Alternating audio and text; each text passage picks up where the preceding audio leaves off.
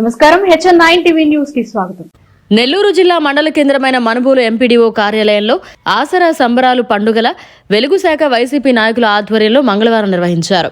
ఈ సందర్భంగా మంత్రి కాకాణి మాట్లాడుతూ 2019లో జగన్ ఇచ్చిన హామీలకు ప్రపంచంలో డబ్బులు సరిపోవని చంద్రబాబు విమర్శించారని, ఇచ్చిన హామీ మేరకు ముఖ్యమంత్రి వైఎస్ జగన్మోహన్ రెడ్డి మాట నిలబెట్టుకున్నారని గుర్తు చేశారు. 25 కోట్లకు పైగా ఉచితంగా నగదును పంపిణీ చేసిన ఘనత ముఖ్యమంత్రి వైఎస్ జగన్మోహన్ రెడ్డికే దక్కుతుందన్నారు. జిల్లాలో 175 కోట్ల ఆసరా కింద కేటాయించడం జరిగిందని ఈ సందర్భంగా వారు వివరించారు. అంతకుముందు గాంధీ చిత్రపటానికి పూలమాలలు వేసి నివాళులర్పించి కార్యక్రమాన్ని ప్రారంభించారు. అనంతరం MPP Vajramma, DRDA PD Sambasiva Reddy, net cap chairman Dasari Bhaskar Goud, మండల కన్వీనర్ హరిగోపాల్ రెడ్డి ప్రసంగించారు.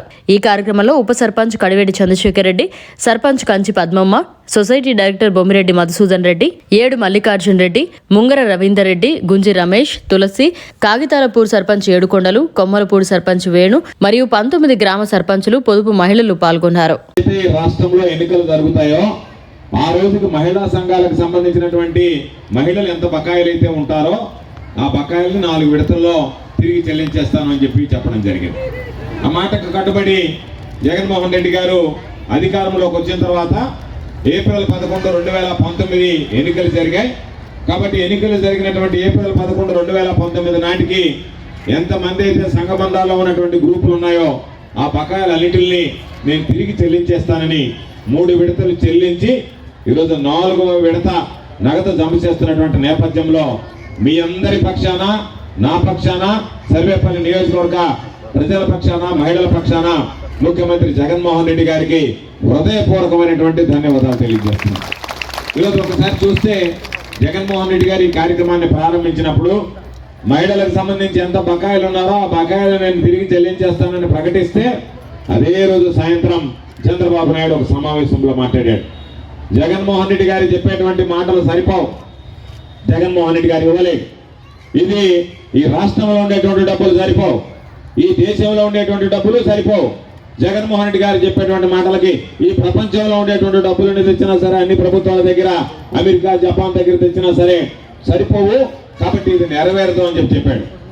ఏ వ్యక్తి అయితే ఆ రోజు ముఖ్యమంత్రిగా జగన్మోహన్ రెడ్డి గారి మాట చెప్పి అది నెరవేర్చలేడు అని చెప్పి ప్రకటించాడో, జగన్మోహన్ రెడ్డి గారు ఒక పక్క నేను నెరవేరుస్తానని చెప్పి హామీ ఇచ్చి మాట ఇచ్చాడో, ఇచ్చినటువంటి మాటను నిలబెట్టుకొని 4 విడతలు ఈరోజు ఒక చారిత్రాత్మకమైనటువంటి నేపథ్యం. ఎందుకన్నానంటే మహిళలకు ఇచ్చినటువంటి హామీని నిలబెట్టుకొని రేపు మరలా మీ ఆశీస్సులు కోరడానికి జగన్మోహన్ రెడ్డి గారు ముందుకు వస్తున్నటువంటి నేపథ్యం అని చెప్పి మీ అందరికీ 25,570 కోట్ల రూపాయలు ఒక్క మహిళలకు సంబంధించి ఈ రాష్ట్రంలో ఉండేటువంటి సంఘబంధాల సభ్యులుగా ఉన్నటువంటి మహిళలకు సంబంధించి ఒక ముఖ్యమంత్రిగా 25,570 కోట్ల రూపాయలు ఉచితంగా పంపిణీ చేయడం అనేటువంటిది మహిళా సంఘాలు ఏర్పడిన తరువాత ఆంధ్ర రాష్ట్రంలో మొట్టమొదటిగా ప్రథమంగా చేపట్టినటువంటి కార్యక్రమం జగన్మోహన్ రెడ్డి గారు ఇచ్చినటువంటి కార్యక్రమం అని చెప్పి అందరికీ గుర్తు చేస్తున్నాం.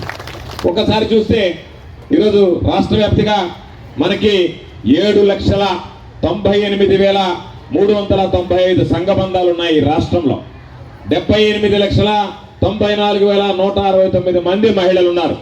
వీళ్ళందరికీ కలిపి 4 విడతల్లో 7,98,395 సంఘబంధాలకు సంబంధించినటువంటి 78,94,169 మంది మహిళలకి అక్షరాల జగన్మోహన్ రెడ్డి గారు జమ చేసినటువంటి మొత్తం 25,570,80 రూపాయలు అని చెప్పి మీ అందరికీ ఈ సందర్భంగా మనం చేస్తున్నాం.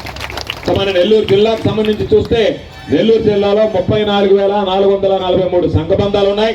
నెల్లూరు జిల్లాకు సంబంధించి 3,29,846 మంది మహిళలు ఉన్నారు. వీళ్ళందరికీ కలిపి నెల్లూరు జిల్లాలో ఉన్నటువంటి 34,443 సంఘబంధాలకు సంబంధించినటువంటి 3,29,846 మంది మహిళలకి ముఖ్యమంత్రి జగన్మోహన్ రెడ్డి గారు ఇచ్చినటువంటి మొత్తం 1,075 కోట్లు ఒక్క నెల్లూరు జిల్లాకి కేటాయించడం జరిగింది అని చెప్పి మీ అందరికీ సందర్భంగా మనం చేస్తున్నాం. అదేవిధంగా సర్వేపల్లి నియోజకవర్గానికి సంబంధించి 4,063 సంఘబంధాలు ఉన్నాయి. 40,102 మంది మహిళలు ఉన్నారు. మనకి సంబంధించి ఈ రోజు ఈ 3వ విడతలో 4వ విడతలో ఇస్తున్నటువంటి 30,55,00,000తో కలిపి సర్వేపల్లి నియోజకవర్గానికి 122,37,00,000 ఈ నియోజకవర్గానికి సంబంధించినటువంటి మహిళలకు పంపిణీ చేయడం జరిగింది అని చెప్పి మీ అందరికీ సందర్భంగా మనవి చేస్తున్నాను.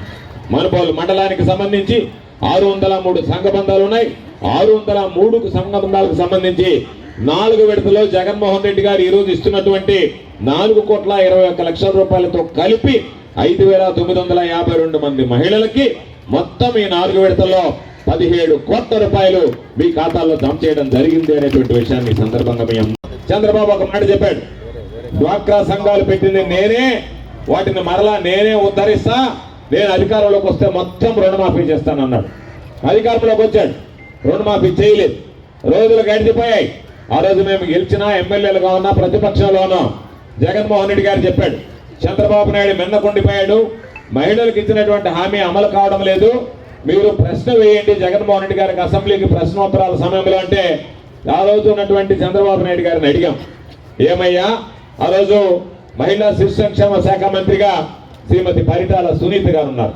ఆమెను అడిగాం, ఏమమ్మా ఈ ప్రభుత్వం ముఖ్యమంత్రిగా జగన్మోహన్ రెడ్డి గారు పోటీ చేసినప్పుడు చంద్రబాబు నాయుడుకి ఓట్లు వేసి ముఖ్యమంత్రిని చేశారు, జగన్మోహన్ రెడ్డి గారు ప్రతిపక్షంలో ఉన్నాడు, ఆ రోజు మీరు హామీ ఇచ్చారు ప్రతి ఒక్క పూర్తి స్థాయిలో మహిళల రుణమాఫీ చేస్తామని, మీరు ఎంత మేర రుణమాఫీ చేశారు అని అడిగితే ఆమె చెప్పింది, మీరు రుణమాఫీ చేస్తారా, చేసేటువంటి ప్రతిపాదన మీ దగ్గర ఉందా, ఉంటే ఎంతవరకు ఎంత ఇచ్చారు, ఎప్పటి లోపల పూర్తి చేస్తారు అని అడిగాం. ఆమె ఏ ప్రశ్నకి సమాధానం అంటే మొదటి ప్రశ్న ఏమని, మహిళలకు సంబంధించి రుణమాఫీ చేయాలనేటువంటి ప్రతిపాదన మీ దగ్గర ఉందా అంటే ఆమె నిస్సందేహంగా ఏమీ ఆలోచన చేయకుండా లేదండి, మహిళలకు రుణమాఫీ చేయాలని మేము లేము అని అసెంబ్లీలో స్పష్టంగా సమాధానం చెప్పింది. రెండో ప్రశ్న, ఇంతవరకు ఎంత ఇచ్చారంటే ఇంతవరకు ₹1 కూడా మహిళలకు ఇవ్వలేదు. మూడో ప్రశ్న, ఎప్పటి లోపల ఇస్తారు అంటే అసలు ఆ ప్రశ్న ఉత్పన్నం కాదు, అంటే నేను ఎగ్గొట్టాలనేటువంటి ఆలోచన చేసినప్పుడు ఇంక ఇచ్చేటువంటి సమస్య లేదు అని చెప్పి ఆ రోజు ఆమె సమాధానం చెప్పింది. సరే, చంద్రబాబు నాయుడు ఆటలు చూసాం, నాటకాలు చూసాం, ఎన్నికల దగ్గరకు వచ్చాయి, మహిళలు కోపంగా ఉండారు కాబట్టి వీళ్ళని ఏదో ఒక విధంగా ప్రసన్నం చేసుకోవాలా, రుణమాఫీ చెప్పా ఇవ్వలే, మోసం చేశా, మోసపోయినటువంటి కోపాలు ఉన్నారు కాబట్టి ఏ విధంగా దీన్ని అధిగమించాలి అని చెప్పి ఆలోచన చేసి చంద్రబాబు నాయుడుకి ఎప్పుడు కలిసి వచ్చే అంకె 3, ఎప్పుడు చూసినా సరే 3 నామాలు పెట్టాలనేటువంటి ఆలోచనతోనే చంద్రబాబు నాయుడు జీవితం ప్రారంభమైంది. కాబట్టి చంద్రబాబు నాయుడు ఏది చేసినా చంద్రబాబు నాయుడికి పిల్లనిచ్చినటువంటి ఎన్టీ రామారావు దగ్గర నుంచి 3 నామాలు పెట్టాడు కాబట్టి ఏదైనా 3 అనే అంకె గుర్తుకొస్తుంది. కాబట్టి 3 విడతలుగా 10,000 రూపాయలు సంఘ బంధాల సభ్యులకి ఇస్తే ఆ కోపం చల్లారుతుంది. ఎన్నికలప్పుడు ఇచ్చాం కాబట్టి అబ్బా చంద్రబాబు నాయుడు 10,000 ఇచ్చారని నాకు ఓట్లు వేస్తారు అని చెప్పి చంద్రబాబు నాయుడు ఇచ్చాడు.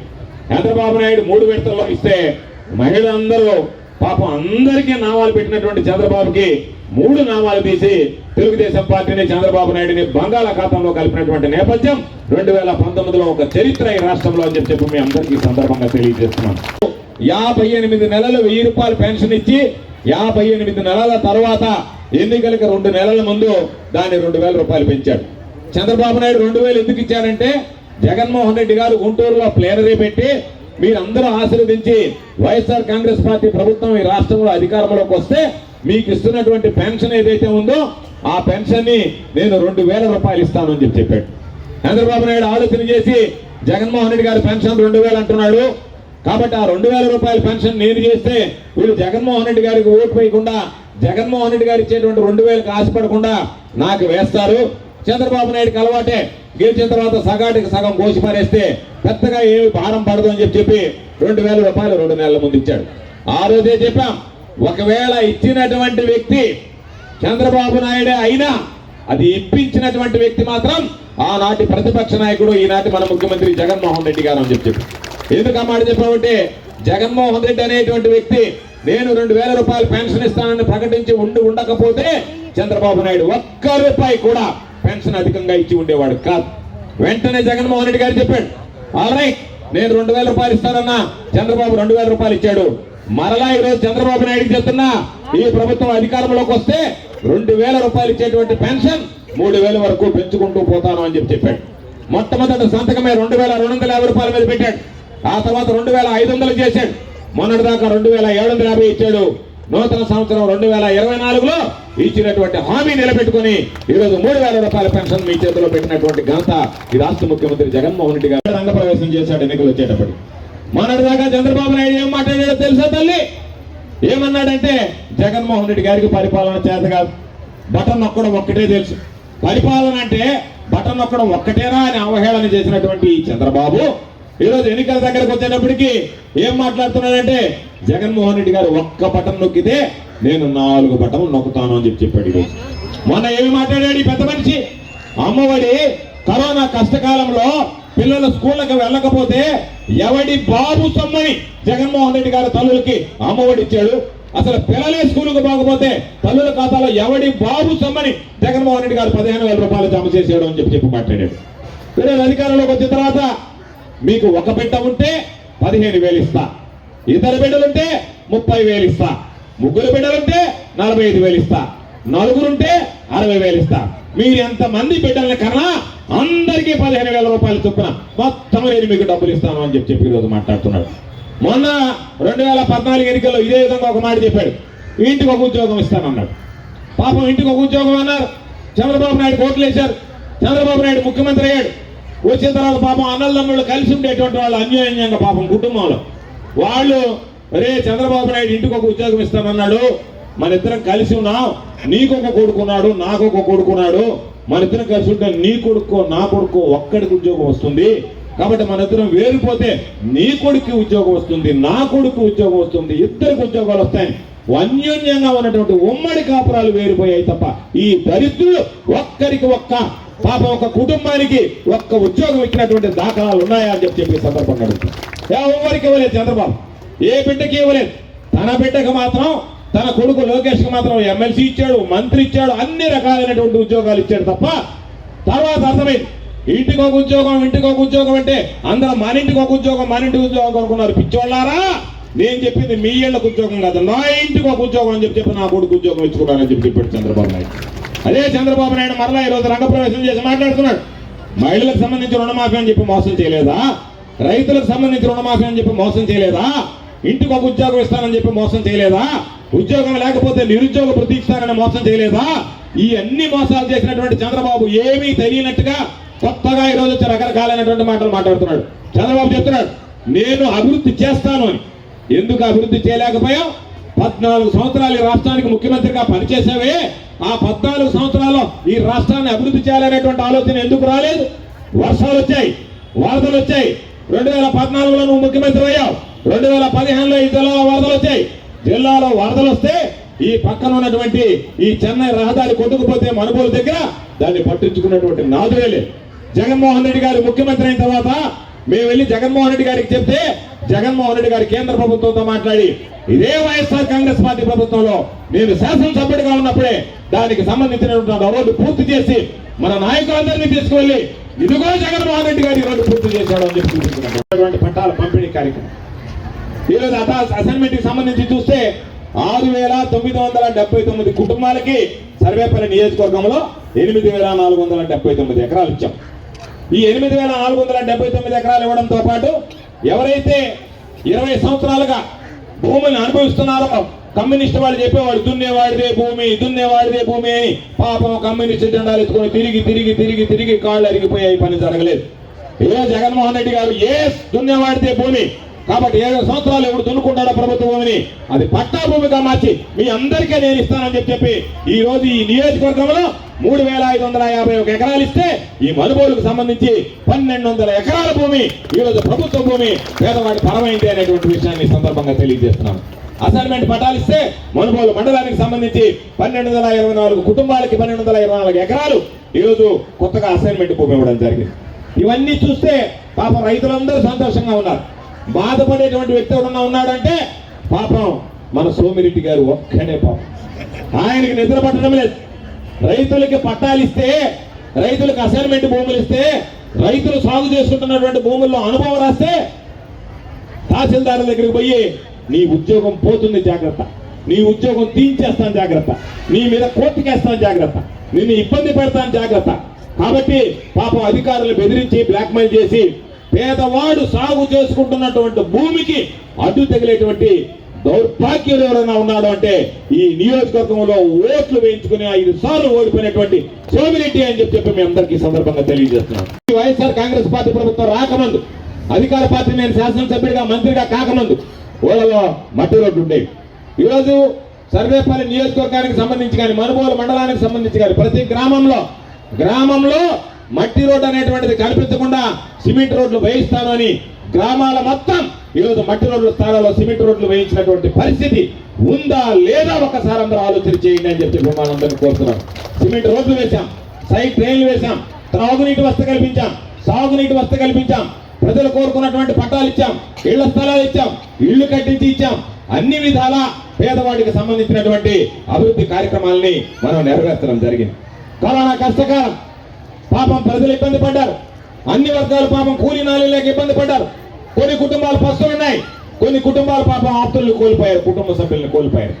ఆ నేపథ్యంలో ఈ రోజు మాట్లాడేటువంటి మైకులు ఎరగదీసేటువంటి సోమిరెడ్డి, నేను వస్తే నాకు కరోనా సోకుతుందేమో, నేను నెల్లూరులో ఉంటే ఎవడన్నా నాతో పన్నెండు మాట్లాడడానికి వస్తే వాడి ద్వారా నా ఇంటికి కరోనా వస్తుందేమో, కాబట్టి ఈడ ఉంటే కరోనా సోకుతుంది, బతుకుంటే బలిసాకు తినైనా బతుకుతున్నాయనా అని హైదరాబాదు, బెంగళూరు వెళ్ళిపోయినటువంటి ఆ పెద్ద మనిషి ఈరోజు కరోనా కష్టకాలంలో అందరికీ బియ్యం వంటలను అన్ని పంపిణీ చేసిన తర్వాత ఈరోజు వచ్చి ఆ బియ్యం వంటనంలో చాలా గోల్మాలు జరిగిపోయిందని చెప్పి మాట్లాడతారు. అది నోరా తాటి మట్ట తెలియనటువంటి పరిస్థితి. మరలా మన వర్షాలు వచ్చాయి, ఈదురుగాలు వచ్చాయి. పాపం వర్షంలో వస్తే వరదల్లో కొట్టకపోతాం అనుకున్నాడో, లేదా బిర్రుగా గాలి తెలిస్తే ఎగిరిపోతాం అనుకున్నాడో తెలియదు. కానీ ఈదురు గాలిలు వీచినా, వర్షాలు కురిసినా, వరదలు వచ్చినా కనపడలేదు. అవన్నీ అయిపోయిన తర్వాత ఈ ఆఫీసు ముందు, తహసీల్దార్ ఆఫీసు ముందు 4 జెండాలు పట్టుకొచ్చి ఎంత కాదు అంతిమన్నాడు. నువ్వు ఎంత ఇచ్చావాయనంటే దానికి సమాధానం చెప్పలేనటువంటి పరిస్థితి. కాబట్టి ప్రజల అవసరాలు ఉన్నప్పుడు రానటువంటి వాడు, ప్రజల సమస్యలను పట్టించుకోనటువంటి వాడు, ఏదో ఒకటి మాట్లాడి వెళ్ళిపోవాలనేటువంటి ఆలోచన చేసేవాడు ఈరోజు దుర్మార్గమైనటువంటి పరిస్థితి. నిన్ననే చంద్రబాబు వచ్చాడు. చంద్రబాబు వస్తే కదలిరా సమావేశం ఏర్పాటు చేశారు. దానికి 1,00,000 మందిని తరలించాలన్నారు. 1,00,000 మందిని తరలించడానికి ఎవరున్నారు అంటే అందరికన్నా ముందు సోమిరెడ్డి లేచాడు. మీరు ఎవరన్నా కనుక 10 రూపాయలు డబ్బులు కనుక సహాయం చేస్తే సర్వేపల్లి నియోజకవర్గంలో వెల్లువలా జనాన్ని తీసుకొస్తానన్నాడు. పాప పిల్లవాడు మాటలు, పాప అతని మాటలు నమ్మి, పిల్లవాడు కాదు ముసలుడే కదా, ఆ పెద్ద మనిషి మాటలు నమ్మి పాపం 1 కోటి రూపాయలు ఇచ్చారు. చంద్రబాబు నాయుడు చెప్పారు 1,00,000 మందితో సభ జరుగుతుంది, సర్వేపల్లి, కోవూరు, నెల్లూరు రూరల్, నెల్లూరు టౌన్, వీటి దగ్గర నుంచి ఒక్కొక్క నియోజకవర్గం నుంచి 25,000 మందిని తరలిస్తున్నామంటే 1 కోటి రూపాయల డబ్బులు లెక్క పెట్టుకొని బీరువాలో పెట్టుకొని ఒక్కడిని కూడా ఈ నియోజకవర్గం నుంచి తరలించకుండా పార్టీకి జనాన్ని తీసుకొస్తానని 1 కోటి రూపాయలు మింగేసినటువంటి వ్యక్తి ప్రజా జీవితంలో పైకి వస్తామనేటువంటిది మనం అందరం ఆలోచించాల్సినటువంటి సందర్భం మీ అందరికీ. మరిన్ని అప్డేట్స్ కోసం మన HN9 టీవీ ఛానల్ ని సబ్స్క్రైబ్ చేసుకోండి.